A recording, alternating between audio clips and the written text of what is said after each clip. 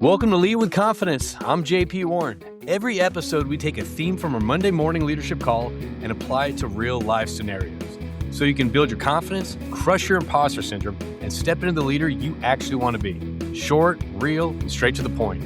Let's get into it.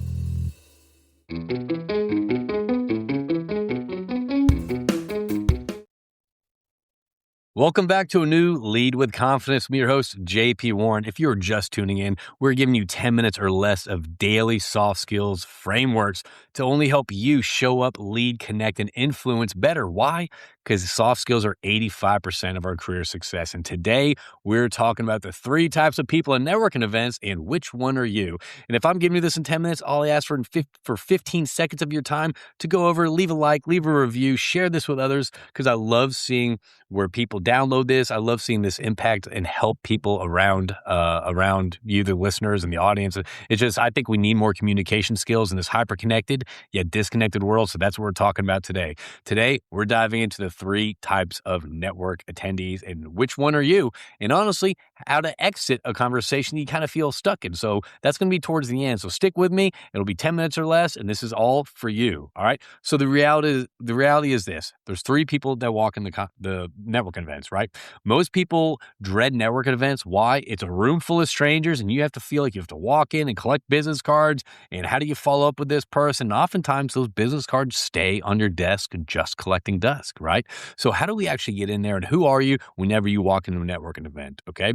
And if we're not being intentional and if we're not moving into the last bubble, we're often leaving a lot of missed opportunities on the table. So I'm not gonna sugarcoat this. I'm gonna talk about the 3 types of people that walk in network events. And this is something I teach students. This is also something that I teach executives and founders of companies that also don't like networking events, because who does? Who likes going to a room full of strangers when you're the only one, right? So here's what I'm seeing, right? So the first group or type of person that walks into the room is literally the wall hugger, right? They know they have to go to this networking event. They know there's going to be a free lunch or a speaker and all that stuff. And what do? They go there. They either sit on the sidelines. They wait on the outside, on the exit side of things, get on their phone until the event starts, and they go in, they grab their seat, and they kind of have that surface talk with people around the table, right? Those are the wall huggers, right? They're comfortable going to the networking events. They'll get that check mark box that they actually attended the event, but there's nothing really substantial out of it. And what's the point of going to a networking event without meeting some new friends along the way, right? Now, I often say this to students. Listen, if you don't like going to network events, if you're nervous about networking events, you don't want to go solo and kind of, you might be an introvert and kind of hug that wall, be that wall hugger. What you can do, grab your buddy, get your accountability buddy, grab a friend or 2, and then go to a networking event together. But here's often what happens. You're comfortable with that friend group, right? So you're going to stay talking to them and really not get outside of your bubble to talk to other people, to connect with other people, right? It's a lot more safer. It's a lot more easier to do something like that. But hey, this is something I always preach in confidence. You don't get confident by staying inside your comfort zone. You're not confident by staying inside your bubbles and not really kind of expanding your network, right? So I often say, challenge yourself, get uncomfortable, get out there and network, right?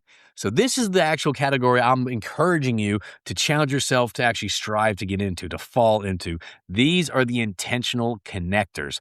These are the people that, whether they go with friends or they go solo, whether you're going solo, you're actually going there and actually getting uncomfortable, right? You're learning how to actually walk up to groups that already may be talking and introduce yourself and be part of that conversation. These are the people that are actually trying to go around and not collect business cards in a substantial manner, not just like I'm going to get business cards and see how many I can get, but you can actually, the ones that actually diving into conversations to actually learn about people, to get those beyond the transactional level conversations to follow up with, right? Either you're going solo and you're doing this, or often if you go as a group or friends or people in your work organization, challenge yourselves, make a game of it, okay? Hey, listen, by the end of it, let's see how many business cards we can get, or let's see the most interesting conversation that we can get, or let's try to tie it back like the 6 degrees of bacon, right? Who's worked at the, Halliburton before, or who's worked at Schlumberger or something like that, right? So as an internal connector, you're actually actively going out there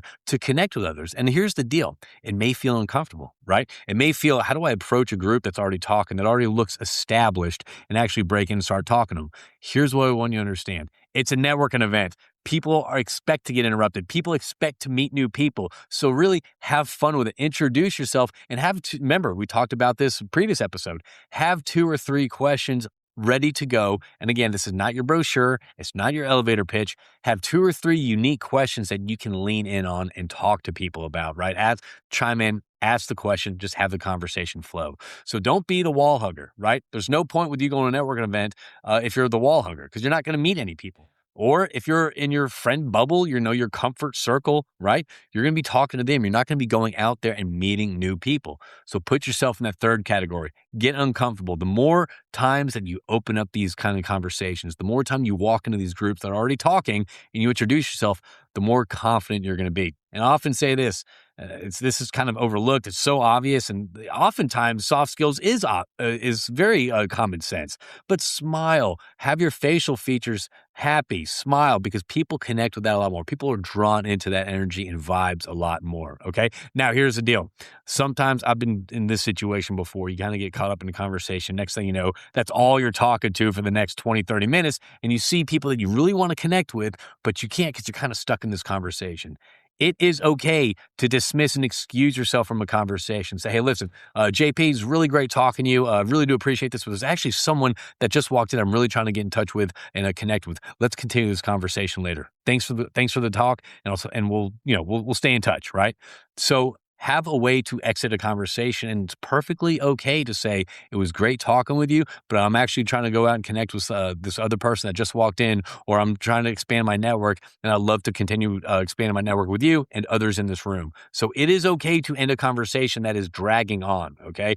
I encourage you to do that. So the next time you go to a networking event, the next time you feel compelled and invited, or you have to go to a networking event, don't sit against the wall. Don't sit in your friendship, your friend circle bubble, your comfort zone. Get out there, start intentionally connecting with people around the room. I guarantee you, you're going to walk away with more business cards, but it's going to be so much more fruitful for you. And oftentimes you go to networking events like, well, that's not my target customer, or that's not the target audience I'm going to try to talk to. I got to say this, who cares? Don't go after your target customers, because a lot of times, who else is? Every single one of your competition is trying to go around them.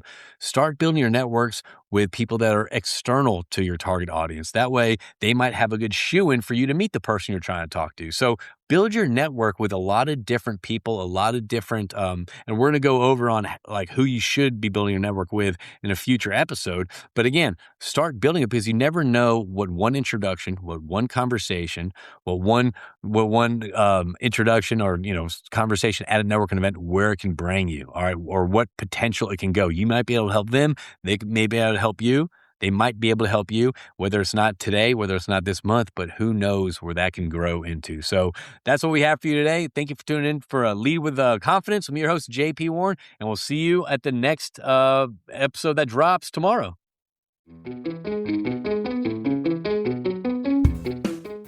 That's your framework for the day. Go lead with it. I'm JP Warren. Lead with confidence.